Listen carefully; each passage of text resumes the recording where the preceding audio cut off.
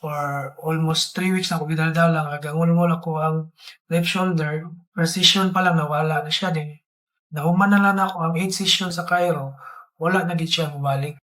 Hi, I'm Joel Pasadaba, working as customs broker, residing at Adelaida Park Residence, Cagayan de Oro City.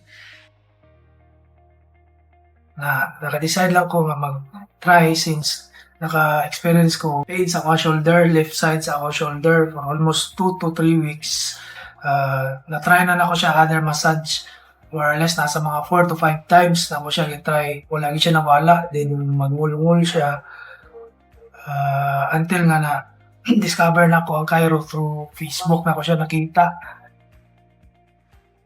Blessed lang po kayo nga first session pa lang na feel din ako nga nawala ako ang pain.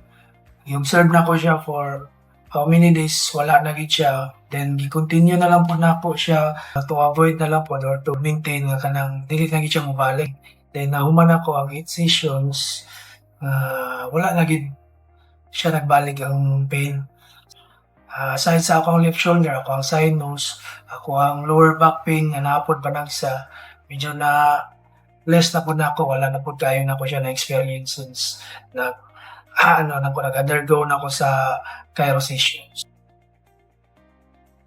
Yes, I highly recommend Cairo since effective siya, then safe man po siya, then ma-feel po nimo ang satisfaction that time na during sa session since ma-feel yun mo ang kining relaxation sa mga lawas, ang relief sa pain, sa katong mga nahay gina-experience nga pain or something nga kining panakit sa kalawasan, i-try lang ninyo ang Cairo.